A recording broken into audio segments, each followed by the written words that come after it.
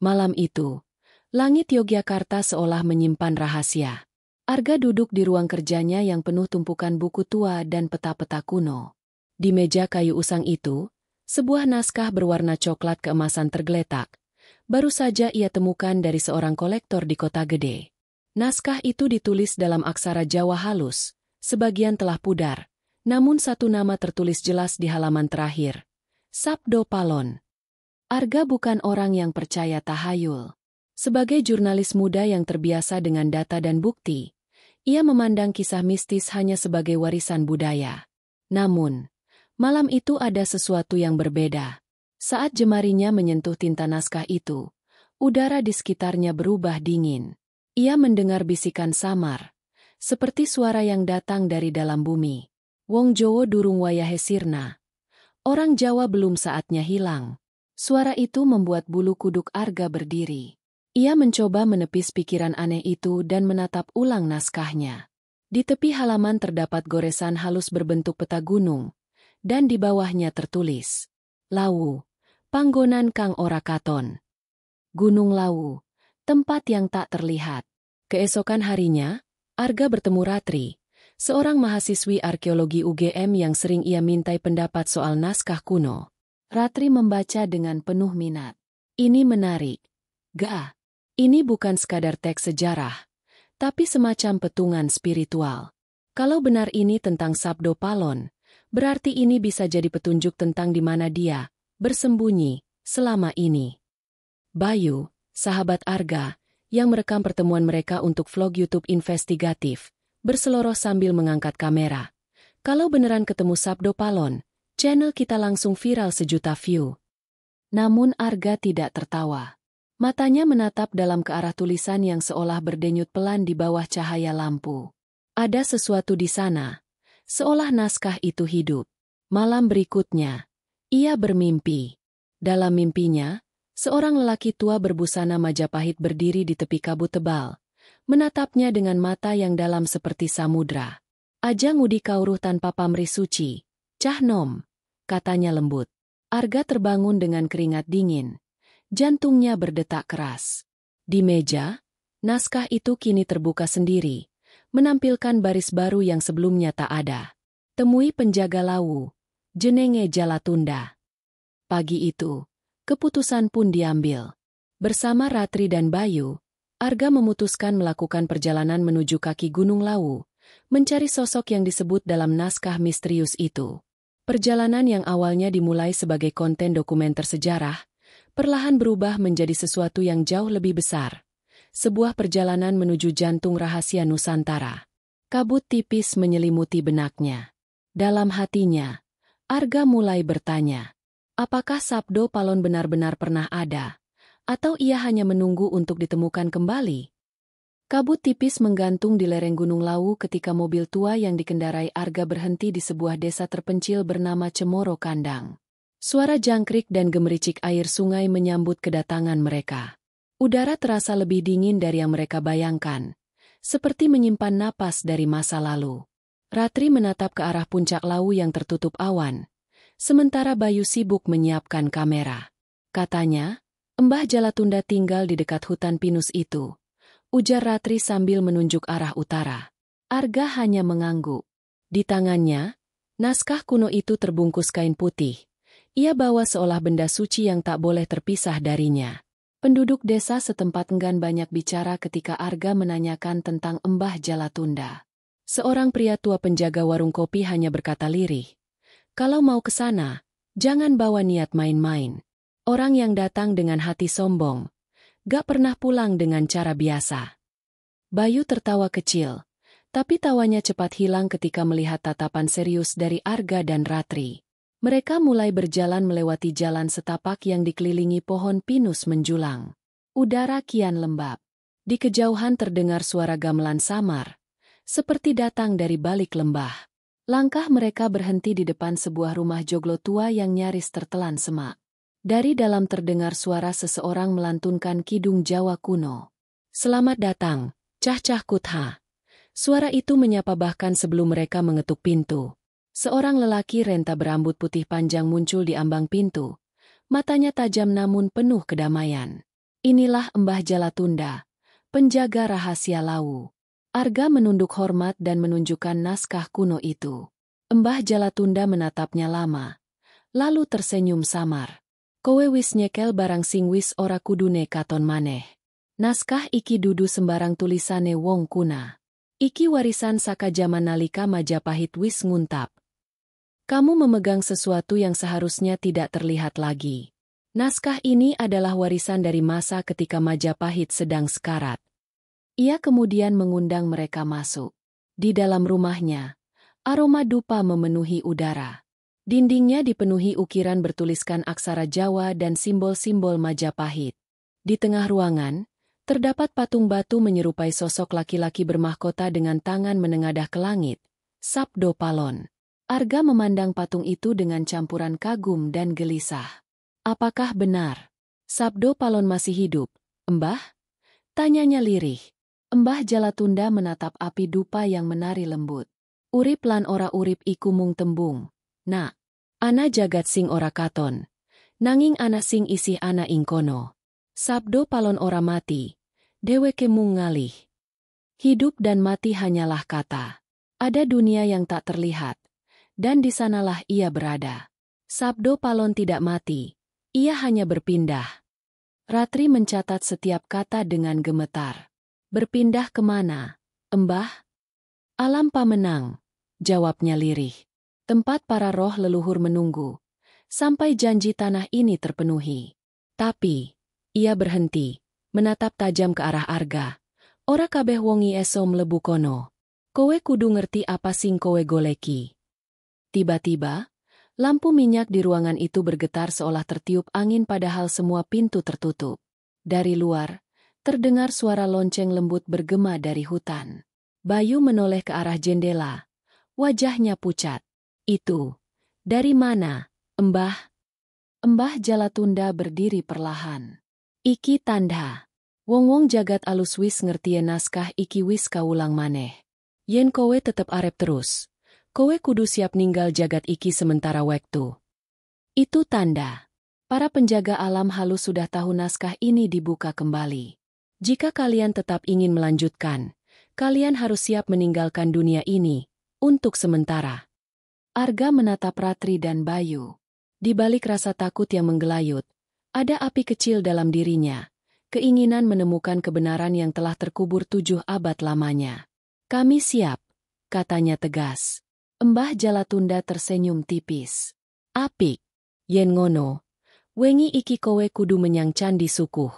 Ing kono, ana lawang sing ora bisa didelok wong umum. Yen wis wayahe, lawang iku bakal embuka. Baik, malam ini kalian harus pergi ke candi sukuh. Di sana ada gerbang yang tak bisa dilihat manusia biasa.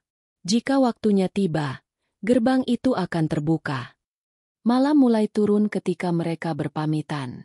Kabut makin tebal, suara gamelan semakin jelas.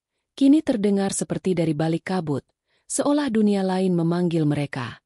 Arga menggenggam naskah itu erat, merasakan denyut halus di balik kulitnya, seperti jantung yang berdetak pelan. Di kejauhan, puncak Lawu berkilau redup di bawah sinar bulan. Bayu menatap kamera, suaranya bergetar. Episode ini mungkin jadi yang terakhir kalau kita nggak hati-hati. Arga hanya menjawab pelan. Matanya tak lepas dari kabut yang seolah membentuk wajah samar seorang lelaki tua berjubah merah darah.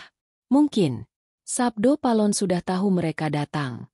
Malam di lereng Gunung Lawu turun perlahan seperti tirai tebal. Angin membawa aroma dupa dan tanah lembab. Sementara di kejauhan terdengar gemerincing gamelan samar yang entah datang dari mana. Arga, Ratri, dan Bayu tiba di Candi Sukuh. Tempat yang disebut Mbah Jalatunda sebagai gerbang menuju dunia tak terlihat. Candi itu berdiri sunyi, diterangi cahaya bulan yang menggantung pucat di langit. Relief-relief kuno di dindingnya tampak hidup, seolah mengawasi setiap langkah mereka. Ratri berjalan pelan di depan, memegang senter kecil. Tempat ini terasa berbeda, bisiknya. Seperti ada yang menatap dari balik batu. Bayu mengarahkan kameranya ke patung-patung aneh di halaman candi, mencoba merekam segalanya. Kalau benar ini gerbang, harusnya ada semacam penanda, kan? katanya, berusaha terdengar berani. Arga tak menjawab. Ia membuka gulungan naskah, mencari petunjuk. Di salah satu halaman, tertulis dengan tinta hitam yang mulai memudar. Nalika lintang kembarnya wiji ing langit lau, lawang bakal mbuka kanggo singnya wiji atine. Ketika dua bintang kembar menyatu di langit lau, gerbang akan terbuka bagi yang hatinya menyatu. Arga menatap langit.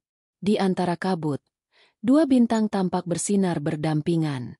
Ia menarik napas dalam, menoleh pada Ratri dan Bayu. Ini waktunya. Mereka bertiga duduk bersila di depan arca besar berbentuk lingga dan yoni, simbol kesatuan alam. Arga menyalakan dupa dan membaca doa yang diajarkan Mbah Jalatunda. Suaranya bergetar, bercampur antara keyakinan dan ketakutan. Udara di sekitar mereka tiba-tiba berubah. Angin berhenti, sepi menelan malam. Tiba-tiba, dari celah batu di sisi kanan candi, muncul cahaya tipis kehijauan. Batu-batu itu bergeser perlahan, mengeluarkan bunyi bergemuruh dalam. Bayu menelan ludah. Kameranya bergetar di tangan. Astaga, itu gerbangnya. Ratri berdiri, menatap cahaya itu dengan mata membesar. Seolah candi ini hidup. Arga melangkah mendekat. Saat kakinya melewati batas cahaya, hawa dingin menembus tulangnya. Sekelilingnya berubah. Kabut menebal. Suara gamelan kini terdengar jelas dan teratur. Ia menoleh, tapi Ratri dan Bayu sudah tak terlihat. Ia berdiri sendirian di ruang yang tak lagi milik dunia nyata. Candi suku lenyap, berganti dengan hamparan kabut keperakan dan pepohonan raksasa berlumut. Di kejauhan, tampak sosok-sosok bayangan berjalan perlahan, berpakaian seperti abdi Majapahit. Suara langkah mereka nyaris tak terdengar. Namun bumi bergetar lembut di bawahnya. Arga! Suara itu datang dari arah yang tak pasti, dalam dan bergema. Arga menoleh ke segala arah. Jantungnya berdetak cepat. Dari kabut, muncul sosok berjubah merah darah. Wajahnya tertutup selendang emas. Apa kau mencari Sabdo Palon? Arga tak mampu menjawab. Sosok itu mendekat. Langkahnya ringan namun berwibawa. Yang kau cari bukan manusia. Nak, ia adalah bayangan dari masa lalu. Penjaga perjanjian antara tanah dan langit. Dunia kalian telah melupakannya. Tapi janjinya belum berakhir. Siapa? Siapa kau? Tanya Arga dengan suara bergetar. Aku hanya utusan, jawab sosok itu. Penjaga gerbang yang kau buka malam ini. Tapi ketahuilah, setiap gerbang yang terbuka menuntut imbalan. Seketika, tanah di bawah kaki Arga bergetar. Cahaya di sekelilingnya berubah menjadi pusaran, menarik tubuhnya perlahan. Ia berusaha bertahan, tapi kekuatan itu terlalu besar. Dalam sekejap, ia jatuh ke dalam pusaran cahaya hijau yang menelan segalanya. Bayu dan Ratri yang menunggu di luar gerbang melihat cahaya itu menyala semakin terang, lalu padam tiba-tiba. Mereka berteriak memanggil Arga. Tapi tak ada jawaban. Yang tersisa hanya bau dupa dan hawa dingin menusuk. Dia hilang, bisik Ratri dengan mata berkaca-kaca. Bayu menatap layar kameranya yang merekam detik terakhir sebelum cahaya lenyap. Di sana, terlihat siluet Arga memudar bersama sosok berjubah merah. Malam itu, candi suku kembali sunyi. Hanya hembusan angin yang terdengar, membawa gema samar dari dunia lain. Suara seorang lelaki tua, bergema di udara. Sabdo Palon durung bali, nanging wis ana sing nyusul menyang jagat pamenang. Sabdo Palon belum kembali, tapi sudah ada yang mengikuti menuju alam pamenang. Dan di bawah langit lau yang dingin, dua bintang kembar perlahan terpisah lagi, tanda bahwa gerbang sudah tertutup. Arga membuka matanya perlahan. Cahaya lembut berwarna keemasan menembus kabut yang menyelimuti tubuhnya. Ia berdiri di tengah hutan lebat yang tak pernah ia lihat sebelumnya. Pepohonan menjulang setinggi menara. Daunnya berkilau seperti perak. Udara di sana terasa hidup. Bergetar halus seolah setiap napas bumi berbicara kepadanya. Suara gamelan yang sebelumnya samar kini terdengar jelas. Mengalun tanpa sumber. Merasuk langsung ke dalam hati. Di mana? Aku? Gumamnya pelan. Langkah-langkah ringan terdengar dari balik pepohonan. Arga menoleh dan melihat sekelompok sosok berpakaian putih berjalan perlahan ke arahnya. Mereka tak sepenuhnya manusia. Kulit mereka bercahaya lembut. Matanya bening seperti kaca air. Salah satu di antara mereka, seorang perempuan dengan rambut panjang menjuntai ke tanah, menatap Arga dengan senyum tenang. "Selamat datang di alam Pamenang," katanya dengan suara yang lembut seperti embun. Tempat di mana jiwa-jiwa yang setia pada tanah leluhur menunggu panggilan waktunya. Arga menelan ludah. "Aku, manusia. Aku tidak seharusnya di sini." Perempuan itu mengangguk. "Benar. Tapi gerbang telah terbuka untukmu karena niatmu tulus mencari kebenaran. Hanya mereka yang hatinya tidak dibutakan oleh keserakahan yang dapat menembus batas." Dari balik kabut, muncul sungai berkilau seperti kaca cair. Arga melihat bayangan dirinya di permukaannya, namun wajahnya tampak lebih tua, matanya memancarkan cahaya aneh. "Apa yang terjadi padaku?" tanyanya lirih. "Waktu di sini tidak sama dengan waktu di duniamu," jawab perempuan itu. "Setiap langkah di tanah ini adalah perjalanan jiwa. Kau datang membawa sesuatu yang telah lama hilang." Ia menunjuk naskah yang entah bagaimana masih berada di genggaman Arga. Tulisan di dalamnya kini bersinar, berubah bentuk menjadi aksara emas yang menari di udara. Huruf-huruf itu berputar, membentuk simbol matahari dan bulan yang menyatu. "Itu adalah sumpah leluhur," kata perempuan itu. "Janji Sabdo Palon kepada tanah Nusantara. Ia berjanji akan kembali ketika manusia lupa pada asalnya." Arga terpaku. "Kembali? Jadi Sabdo Palon masih ada di sini?" Perempuan itu tersenyum samar. "Ia tidak mati. Ia menjadi bagian dari alam ini, menjaga keseimbangan antara dunia manusia dan dunia roh. Tapi keseimbangan itu mulai retak. Dunia kalian penuh amarah, serakah, dan lupa pada suara bumi. Itulah sebabnya kau dipanggil." Suara lain tiba-tiba bergema dari arah sungai, dalam, berat, dan penuh wibawa. "Anak muda, apakah kau siap mendengar kebenaran yang tidak bisa kau kembalikan?" Kabut terbelah. Dari dalamnya muncul sosok tinggi berjubah hitam. Wajahnya separuh tertutup topeng emas. Mata yang tampak di balik topeng itu bagaikan bara merah yang tak padam. Perempuan putih menunduk hormat. Beliau adalah Ki Jangrana, penjaga gerbang Sabdo Palon. Ki Jangrana mendekat. Langkahnya tidak menimbulkan suara. "Arga dari dunia fana. Naskah yang kau bawa adalah bagian dari tubuh Sabdo Palon sendiri, tulisan yang terpatri dari sumpahnya ribuan tahun lalu.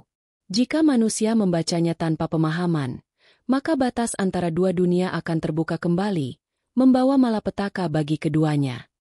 Arga gemetar. "Aku tidak bermaksud membangkitkan malapetaka. Aku hanya ingin tahu siapa dia, dan mengapa ia menghilang." "Sabdo Palon tidak menghilang," jawab Ki Jangrana tegas. "Ia menunggu. Ia melihat manusia melupakan akar kebijaksanaan. Ia menunggu saat manusia mau mendengar, bukan hanya bertanya." Udara di sekitar mereka bergetar, dan dari langit kabut turun serpihan cahaya seperti abu emas. Di tengahnya, bayangan besar muncul, siluet seorang lelaki tua berjubah merah dengan mahkota Majapahit di kepalanya. Ia tidak berjalan, melainkan melayang perlahan. Setiap gerakannya membuat tanah bergetar halus.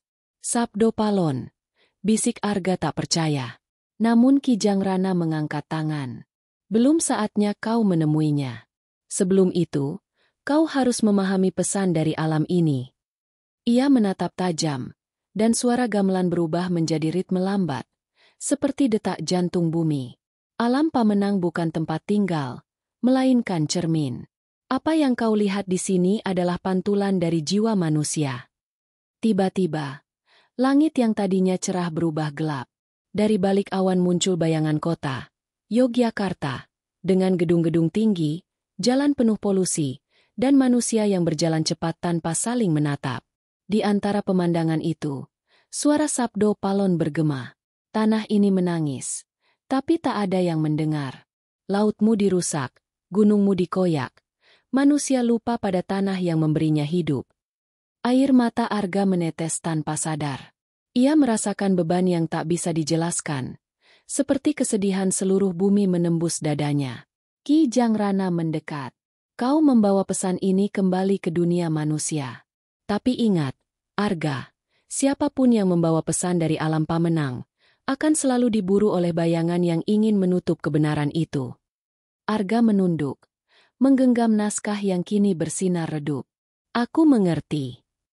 Belum, jawab Ki Jangrana. Kau akan mengerti setelah melewati gerbang satu lagi, gerbang di Candi Ceto. Di sanalah kau akan tahu apa yang benar-benar disembunyikan Sabdo Palon.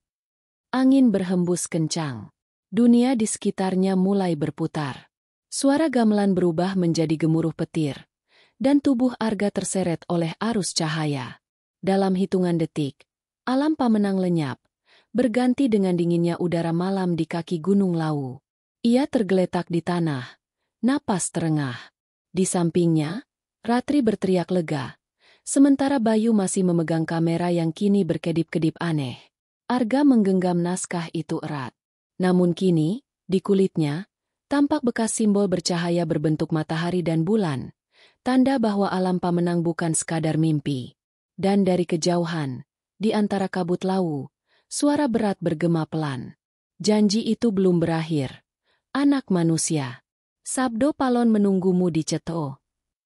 Pagi itu, kabut di Gunung Lawu belum juga sirna. Arga duduk bersandar di batu besar. Wajahnya pucat dan matanya tampak kosong. Ratri membalut tangannya dengan kain setelah melihat luka berbentuk simbol matahari dan bulan di pergelangan kulitnya. Simbol itu berdenyut lembut, seolah hidup. Aku melihatnya, Erate. Suara Arga pelan, nyaris berbisik. Aku melihat dunia lain. Alam Pamenang. Di sana, semuanya masih hidup. Mereka bicara tentang Sabdo Palon, tentang janji yang belum selesai. Ratri menatapnya tak percaya.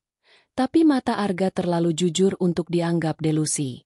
Kau tidak sedang berhalusinasi, kan? Arga menggeleng pelan. Tidak. Semua terasa nyata. Bahkan suara gamelan itu masih terngiang di telingaku. Bayu memeriksa kameranya, berharap ada bukti dari peristiwa semalam. Namun ketika ia memutar rekaman, hanya terdengar suara gemuruh aneh dan gambar kabur berwarna hijau. Di antara bayangan-bayangan itu, samar terlihat sosok berjubah merah berdiri di belakang Arga sebelum cahaya menelan segalanya. Bayu terdiam, menatap layar dengan wajah tegang. Gah, kalau ini bukan editan kamera, berarti yang kau lihat benar-benar terjadi. Sore harinya, mereka memutuskan melanjutkan perjalanan menuju Candi Ceto, sesuai pesan dari alam Pamenang. Jalan menuju ke sana menanjak tajam, dikelilingi kabut dan aroma tanah basah. Semakin tinggi mereka mendaki, udara semakin berat, seolah ada mata-mata tak terlihat yang mengawasi setiap langkah mereka. Candi Ceto muncul perlahan di antara kabut, megah namun misterius. Teras bertingkatnya menjulang seperti tangga menuju langit. Di puncak, arca dan batu-batu bertuliskan aksara Jawa kuno berdiri diam, menatap ke arah timur. Langit gelap, angin mulai berputar, membawa tanda hujan. Ratri berjalan mendekati sebuah relief yang menggambarkan sosok manusia memegang matahari dan bulan di kedua tangannya. Ia menyentuh permukaannya perlahan. Simbol ini sama seperti di tanganmu, Gah. Arga mengangguk pelan. Mungkin ini gerbang berikutnya. Mereka menyalakan dupa di pelataran utama candi, mengikuti petunjuk dalam naskah yang kini terbuka sendiri oleh angin. Tulisan di halamannya berubah, seperti menulis dirinya sendiri. Nalika udan tumurun saka langit Lawu, lan geni nyawiji karo banyu, wong sing nindakake bakal weruh sing disimpen Majapahit pungkasan. Ketika hujan turun dari langit Lawu, dan api bersatu dengan air, mereka yang setia akan melihat rahasia terakhir Majapahit. Tak lama, hujan benar-benar turun. Deras, mengguyur seluruh pelataran. Dupa yang menyala menimbulkan asap putih yang berputar bersama angin. Petir menyambar di langit, dan di saat itu, simbol di tangan Arga berkilau terang. Tubuhnya bergetar, dan tanpa sadar ia mengangkat tangannya ke arah relief batu. Kilatan cahaya menyambung antara simbol di tangannya dan batu di dinding candi. Suara berat menggema di udara. Suara yang dikenal Arga dari alam pamenang. Wektu wis cedhak. Anak Majapahit. Rahasia tanah iki kudu digugah maneh. Sudah dekat waktunya. Anak Majapahit. Rahasia tanah ini harus dibangkitkan kembali. Tanah di bawah kaki mereka berguncang. Batu-batu tua bergeser, membuka celah di lantai pelataran. Dari celah itu muncul cahaya biru yang berputar, membentuk pusaran kecil seperti kolam hidup. Arga melangkah maju, tapi Ratri menahan lengannya. Kita tidak tahu apa yang ada di bawah sana. Arga menatapnya dengan mata mantap. Kalau ini jalan untuk menemukan Sabdo Palon, aku harus melangkah. Bayu menyalakan kameranya lagi, merekam dengan tangan gemetar. Ini gila, gak? Tapi kalau kau turun, kami ikut. Arga tersenyum tipis. Terima kasih, Yu. Apapun yang terjadi, jangan berhenti merekam. Mereka menuruni celah itu satu persatu. Cahaya biru semakin kuat, berubah menjadi lorong berukir simbol-simbol Majapahit. Suara air menetes terdengar dari segala arah, bercampur dengan bunyi gamelan lembut yang datang entah dari mana. Di ujung lorong, mereka tiba di ruang besar berbentuk kubah. Di tengahnya berdiri arca raksasa Sabdo Palon dengan mata terpejam. Dari dadanya mengalir aliran cahaya biru yang menembus langit-langit gua. Rasa takjub bercampur takut menyelimuti mereka. Ratri berbisik. Dia, seolah masih hidup.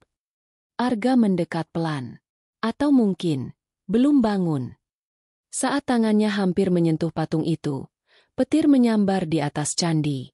Getaran hebat membuat dinding berderak. Dan dari mulut patung keluar suara berat, bergema hingga dasar bumi. Wong sing nyawiji karo rasa, bakal ngerti ngendi kasunyatan sejati. Nanging sing durung suci bakal ketemu peteng sing ora ana enteke. Mereka yang menyatu dengan rasa akan memahami kebenaran sejati. Tapi yang hatinya belum suci akan terperangkap dalam kegelapan tanpa akhir. Arga mundur, tubuhnya gemetar. Bayu menatap kamera yang kini bergetar sendiri. Menampilkan gambar wajah Sabdo Palon perlahan terbuka matanya. Cahaya merah menyala di sana, memantul di dinding batu.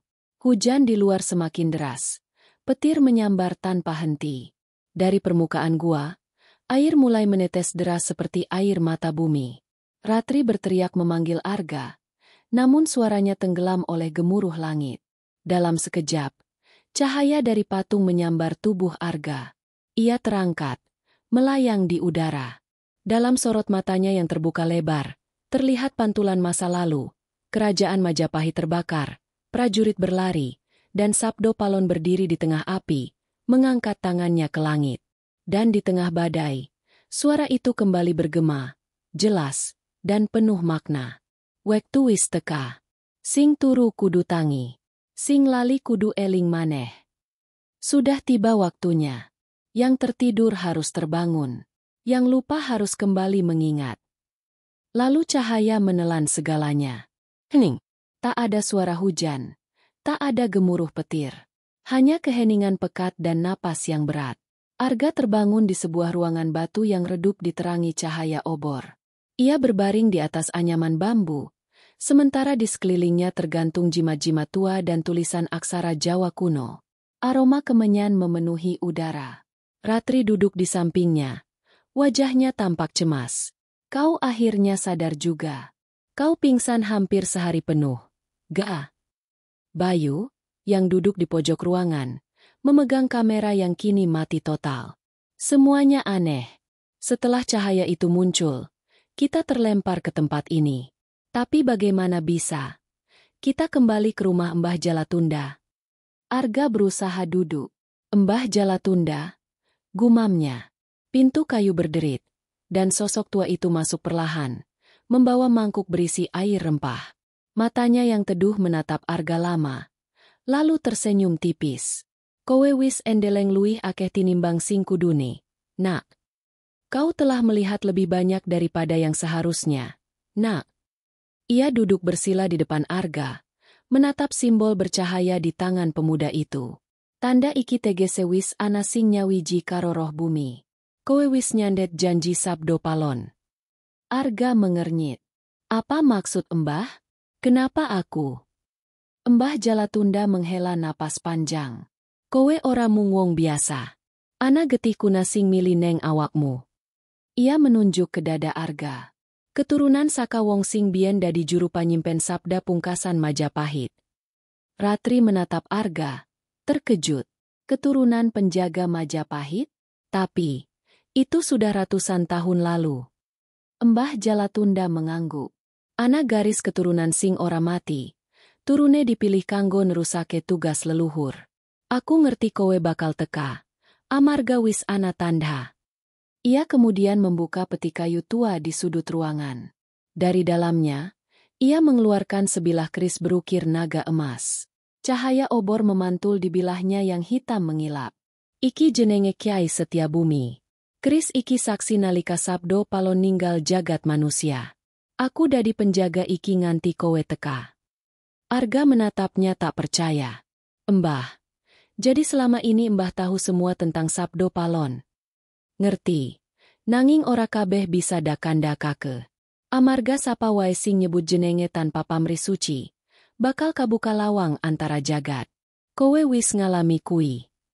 Bayu menelan ludah. Jadi, Arga dipilih. Buat apa, Embah? Embah Jalatunda menatap mereka satu persatu. Sabdo palon ora mung wong sakti. Dheweke roh pengikat antara manusia lan tanah Nusantara.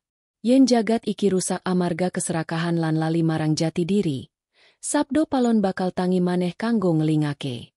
Tapi ora kabeh sing seneng karo kebangkitane. Suara petir jauh terdengar di luar. Embah Jalatunda melanjutkan dengan suara lebih rendah. Ana kekuatan sing nyoba nyegah kebangkitan iki. Roh-roh peteng sing seneng marang padu. Sing enja keseimbangan tetep rusak.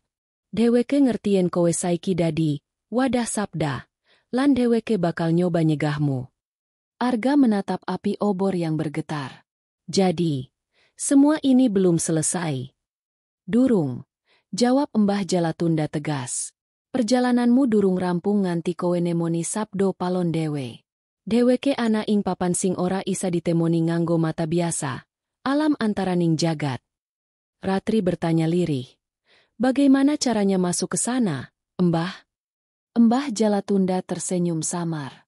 Ora nganggo tenaga. Ora nganggo mantra. Mung nganggo rasa. Yen ati wis bening kaya banyu. Kowe bakal ngerti dalane dewe. Ia menyerahkan keris Kyai Setiabumi pada Arga. Iki pandhumu. Yen kowe mlebu jagat pamenang maneh, keris iki bakal nyeritakake kabeh. Nanging elinga, yen rasa sombong mlebu sakdet wae, kowe ora bakal bali. Arga menerima keris itu dengan kedua tangan, merasakan hawa panas mengalir dari gagangnya. Dalam sekejap, bayangan-bayangan masa lalu melintas di pikirannya. Majapahit terbakar, prajurit menjerit, dan di tengah kekacauan itu, sabdo palon berdiri dengan mata menyala merah. Bumi iki ora mati. Suara itu bergema dalam pikirannya. Bumi mung turu, nunggu sing gelem ngrungokake. Tubuh Arga bergetar. Keringat dingin menetes di pelipisnya. Embah, aku melihatnya lagi. Embah Jalatunda mengangguk. Tegese sabdo palon wis nyedhak. Nanging ati-ati. Nak, saben wong sing cedak karo bebener, mesti dicoba karo peteng. Angin malam tiba-tiba bertiup kencang. Api obor bergoyang liar, dan suara gamelan samar terdengar dari luar rumah. Makin lama makin jelas. Bayu berdiri dengan panik. Embah, itu, dari mana suaranya? Embah Jalatunda berdiri, matanya menatap keluar jendela. Wis wayahe. Jagat halus wis ngertien kowe wis nyekel pusaka iki. Yen pengin nerusake, kowe kudu ngawengi iki uga. Mlebu lau saka jalur sing ora ana ing peta. Arga menatap Ratri dan Bayu, lalu menggenggam keris di tangannya. Kalau aku tidak kembali. Embah Jalatunda tersenyum samar. Ora ana sing ilang. Nak, wong sing tulus nggoleki kasunyatan, bakal dadi bagian saka kasunyatan iku dewe. Di luar, langit merah menyala di atas puncak lau, seperti bara api raksasa. Ratri menatap Arga dalam diam, tahu bahwa apapun yang terjadi malam ini, tidak akan ada jalan untuk mundur. Mereka pun bersiap, membawa naskah dan keris. Dari kejauhan, suara gamelan berubah menjadi nyanyian lembut, panggilan dari dunia yang tak terlihat. Dan di ambang pintu, Embah Jalatunda berbisik pelan, hampir tak terdengar oleh siapapun. Sabdo Palon, wis tangi.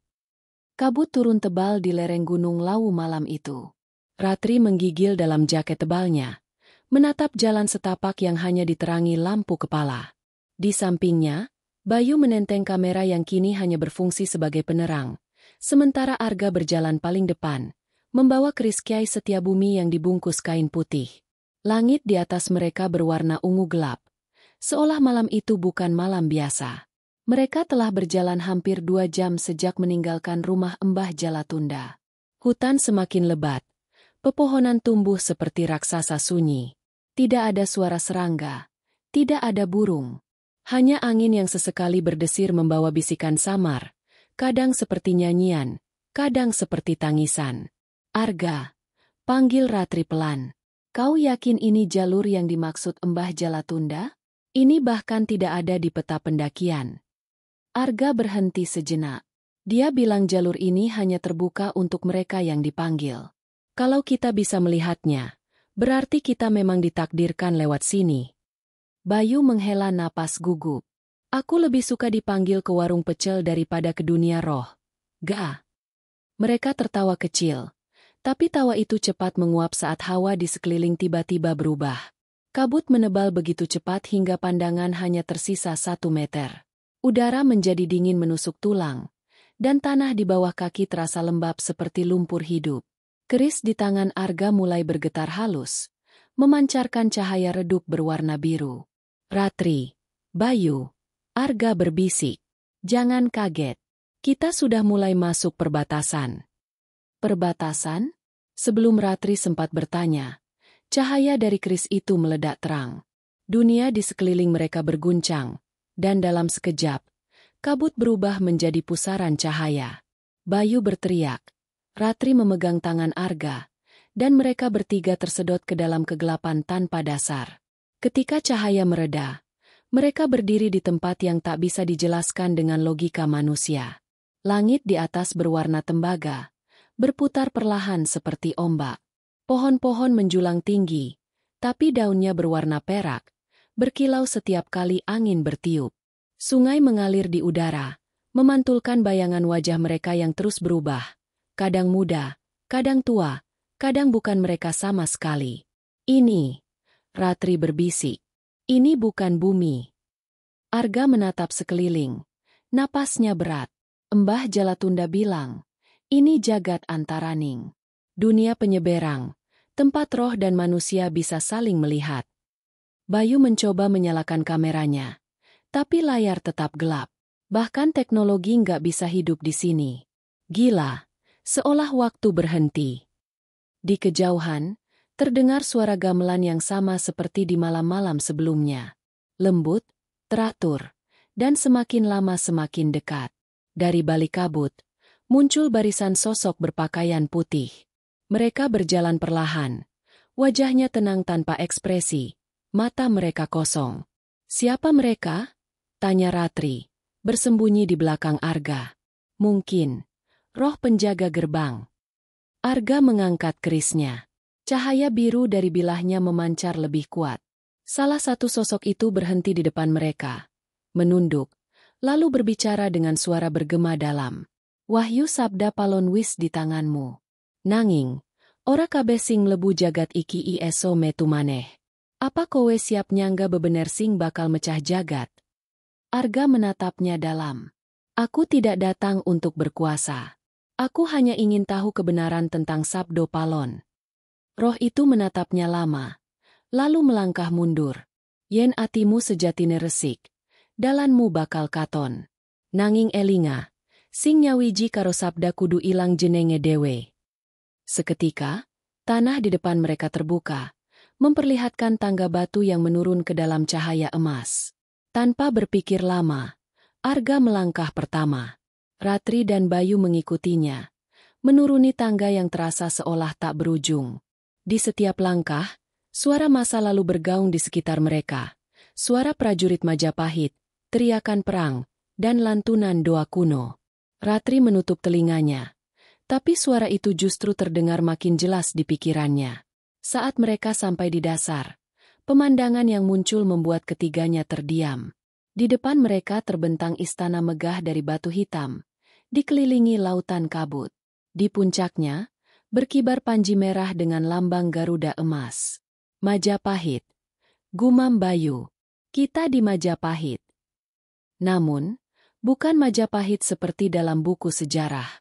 Semua di sini terasa hidup tapi tak bernyawa. Bangunan memancarkan cahaya, tapi tak ada matahari. Para prajurit berjalan dengan wajah tanpa jiwa. Hanya bayangan dari masa silam. Arga melangkah pelan ke depan gerbang istana. Di atasnya terukir kalimat kuno. Sapa sing ngelingake bumi, bakal dadi bumi. Siapa yang mengingat bumi, akan menjadi bagian dari bumi. Ratri menatap Arga dengan cemas. Apa ini artinya? Kita nggak akan bisa keluar. Arga menatap keris di tangannya yang kini berdenyut seperti jantung hidup. Mungkin memang itu syaratnya. Lalu, dari dalam istana, terdengar suara berat dan dalam, bergema di udara seperti datang dari segala arah sekaligus. Wis tekan wektu, pewaris sabda. Jagat iki butuh pangeling anyar. Langit bergetar, tanah retak, dan pintu istana perlahan terbuka. Dari dalam, muncul cahaya merah menyala, dan siluet seorang pria tua bermahkota berdiri tegak. Bayu berbisik nyaris tak terdengar. Arga, itu dia, kan? Arga mengangguk perlahan. Ya, Sabdo Palon. Cahaya merah yang keluar dari pintu istana semakin terang, menyilaukan mata. Ratri menutup wajahnya. Sementara Bayu mundur 2 langkah dengan tangan gemetar. Arga tetap berdiri di tempat. Matanya terpaku pada sosok yang perlahan melangkah keluar dari dalam cahaya itu.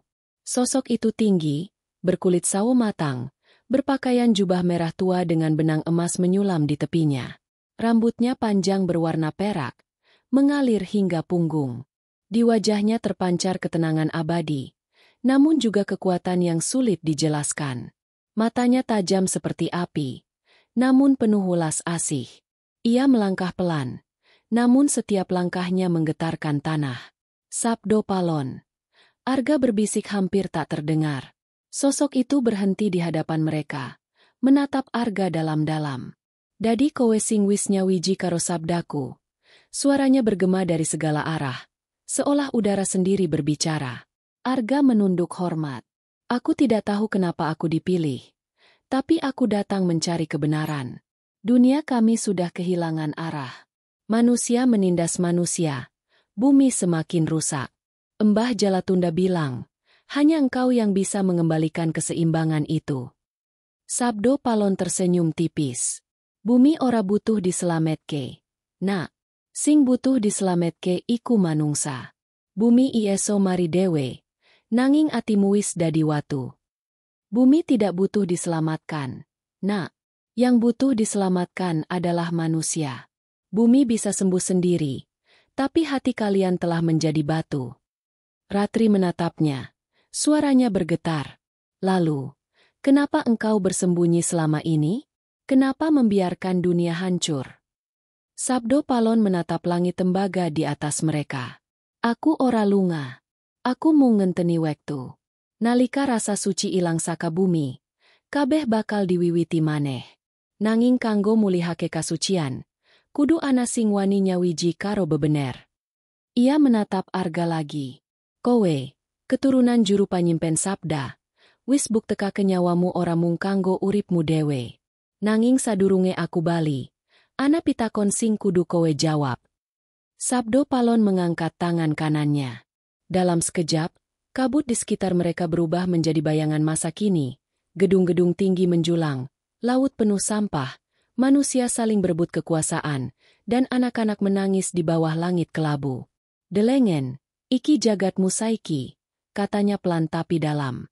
Apa sing arep kok lakonien aku bali? Apa kowe pengin aku ngrusak kabeh lan wiwit maneh saka nol? Utawa kowe bakal ngelingake manungsa nganggo sabdaku? Arga terdiam lama. Bayu menatapnya cemas. Ratri menunduk tak kuasa menatap bayangan itu. Akhirnya Arga berkata lirih, "Kalau dunia dihancurkan, tak ada yang belajar. Tapi kalau sabdamu bisa kami bawa, mungkin manusia masih bisa berubah." Sabdo Palon memejamkan mata, lalu mengangguk pelan. "Jawabanmu wis bener. Nanging ana harga sing kudu dibayar. Yen kowe nggawa sabdaku bali marang jagat kasar, rohmu ora bakal pada maneh. Kowe bakal dadi jembatan antara jagat, ora seutuhnya manungsa maneh." Ratri menatap Arga dengan air mata. "Jangan. Kau bisa mati, Arga." Arga menatapnya lembut. "Kalau ini jalan yang harus diambil, aku siap. Aku nggak mau dunia kita terus tenggelam dalam kebencian." Sabdo Palon mendekat, lalu menepuk dada Arga perlahan. Cahaya biru keluar dari tangannya dan menyelimuti tubuh Arga. Dalam sekejap, keris Kiai Setiabumi melayang di udara, berputar cepat sebelum menancap di tanah di depan mereka. Cahaya dari bilahnya membentuk lingkaran simbol kuno. "Sabdaku bakal ngliwati rohmu," ujar Sabdo Palon. "Lan nalika wektu sing tepat teka, wong-wong bakal krungu maneh suaraku liwat awakmu." Ia menatap Bayu dan Ratri. "Kowe loro bakal dadi saksi. Tugasmu ngelingake jagat, yen Sabdo Palon ora mung dongeng." Tanah mulai bergetar. Langit berubah menjadi cahaya emas. Istana Majapahit di belakang mereka perlahan memudar. Kabut menelan segalanya. Suara gamelan semakin cepat, seperti irama perang. Arga menjerit saat cahaya biru dari dadanya menyatu dengan keris di tanah. Tubuhnya perlahan menghilang. Ratri berlari memeluknya, tapi tangannya hanya menembus udara. "Arga, jangan pergi." Arga tersenyum samar. "Ratri, Bayu, kalau aku tak kembali, teruskan cerita ini. Dunia harus tahu dia pernah ada." Dalam sekejap, cahaya itu meledak. Suara gamelan berhenti. Dunia halus runtuh menjadi kegelapan total. Ketika Ratri membuka matanya, ia sudah berada di kaki Gunung Lawu. Bayu tergeletak di sampingnya, pingsan. Tak ada tanda Arga dimanapun. Hanya satu benda tergeletak di tanah di depan mereka. Keris Kiai Setiabumi, kini tanpa cahaya. Ratri memungutnya perlahan. Air mata jatuh ke tanah. "Arga." Angin malam berhembus lembut, membawa suara samar yang nyaris seperti bisikan. "Sabdo durung mati. Mung turu." Sabda belum mati, hanya tidur. Ratri menatap langit Lawu yang mulai terang oleh fajar. Dua bintang kembar yang dulu bersinar kini hanya satu yang tersisa. Ia menatap Bayu dan berkata lirih, "Kita belum selesai. Ini baru permulaan." Dan di kejauhan, di balik kabut tipis, sekelebat bayangan merah melintas menuju puncak Lawu, tempat di mana Sabdo Palon masih menjaga janji kunonya. Fajar di lereng Lawu terasa berbeda pagi itu. Kabut tipis menyelimuti hutan, dan matahari terbit dengan warna merah keemasan yang anehnya memantul di dedaunan, seperti menyalakan nyala dari dalam bumi sendiri. Ratri berdiri di tepi jurang kecil, menatap jauh ke arah puncak yang kini diselimuti awan berwarna ungu samar. Di tangannya tergenggam keris Kiai Setiabumi, kini tak lagi bercahaya, namun terasa hangat seolah berdenyut perlahan. Sudah 3 hari sejak Arga lenyap di dunia halus. Bayu kini duduk di samping api kecil. Matanya kosong, tubuhnya lelah. "Ratri," katanya pelan, "kalau benar Arga nggak akan kembali, kenapa kita masih di sini? Bukankah semuanya sudah berakhir?" Ratri menatapnya tanpa menjawab. Ia tahu jawaban dari pertanyaan itu tak sesederhana yang diucapkan. Semalam, ketika ia terbangun, ia mendengar suara samar di telinganya. Suara Arga. Bukan dalam mimpi, tapi nyata, berbisik dari dalam keris itu. "Sabda wis tangi, Ratri. Jagatmu kudu disiapke. Sabda sudah bangkit, Ratri. Dunia kalian harus dipersiapkan." Dan sejak itu, hal-hal aneh mulai terjadi. Di desa-desa sekitar Lawu, warga melaporkan mendengar gamelan yang berbunyi tanpa asal. Air sumur yang semula keruh tiba-tiba jernih. Burung-burung yang sudah lama tak muncul kini beterbangan di langit pagi. Namun bersamaan dengan itu, Banyak pula orang yang bermimpi buruk, melihat bayangan api, pasukan Majapahit berbaris di langit, dan seorang pria berjubah merah yang berjalan di atas gunung. "Bayu," kata Ratri pelan. "Kau ingat apa kata Sabdo Palon? Bahwa bumi bisa sembuh. Tapi hati manusia yang membatu? Arga sudah membawa sabda itu. Sekarang, tugas kita membuat dunia mendengarnya." Bayu menatap Ratri lelah. "Maksudmu, lewat video ini?" Ia mengangkat kamera yang sempat rusak, dan entah bagaimana, kini hidup kembali. Di layar, muncul rekaman terakhir sebelum cahaya menelan mereka. Arga berdiri di hadapan Sabdo Palon, dengan cahaya biru menyelubungi tubuhnya. Meski gambar bergetar, wajahnya terlihat jelas, menatap ke arah kamera sambil berkata, "Sabda Palon ora mati. Yen wektu wis teka, suarane bakal bali liwat manungsa." Sabdo Palon tidak mati. Ketika waktunya tiba, suaranya akan kembali melalui manusia. Bayu tertegun, suaranya parau. Ini nyata. Ini bukan editan." Ratri mengangguk, "Dan kita akan tunjukkan pada dunia." Minggu berikutnya, video itu diunggah ke kanal YouTube mereka. Judulnya sederhana, "Di mana Sabdo Palon bersembunyi selama ini?" Awalnya hanya sedikit yang menonton. Tapi keesokan harinya, jumlah penontonnya meledak. Orang-orang dari berbagai penjuru Nusantara berbagi pengalaman aneh, mimpi serupa, suara gamelan di malam hari, bahkan penampakan sosok berjubah merah di sekitar gunung. Media nasional mulai meliput. Sebagian menganggap itu hoaks, sebagian lain menyebutnya gejala spiritual Nusantara bangkit. Namun sesuatu yang lebih besar sedang terjadi di bawah permukaan. Di beberapa daerah, petani mulai melakukan ritual lama sebelum menanam padi. Anak-anak muda mulai mempelajari aksara Jawa, mantra kuno, dan falsafah tanah leluhur. Dan di antara semua itu, Ratri dan Bayu terus menerima pesan aneh dari penonton. Salah satunya dari seorang pertapa di lereng Merapi yang menulis, "Sabda Palon ora mung dongeng. Dheweke wis bali. Nanging saiki dheweke ora butuh wujud. Dheweke ana ing saben ati sing gelem ngrungokake." Sabdo Palon bukan sekadar dongeng. Ia telah kembali. Namun kini ia tidak membutuhkan wujud. Ia hidup dalam hati siapapun yang mau mendengarkan. Suatu malam, Ratri kembali ke lereng Lawu sendirian. Ia membawa keris Setiabumi dan berjalan ke arah tempat terakhir kali Arga menghilang. Kabut turun pelan, dan suara gamelan terdengar lembut di antara pepohonan. Ia menancapkan keris itu di tanah, lalu menutup mata. "Arga, kalau kau mendengar ini, kami sudah memulai." Dunia mulai mendengarkan lagi. Angin berembus kencang. Dari balik kabut, samar-samar muncul siluet seorang pria berjubah merah. Tidak solid, hanya seperti cahaya yang membentuk sosok. Suara lembut terdengar di udara. "Bagus, Ratri. Sabda ora butuh panggung. Cukup kuping sing gelem ngrungokake."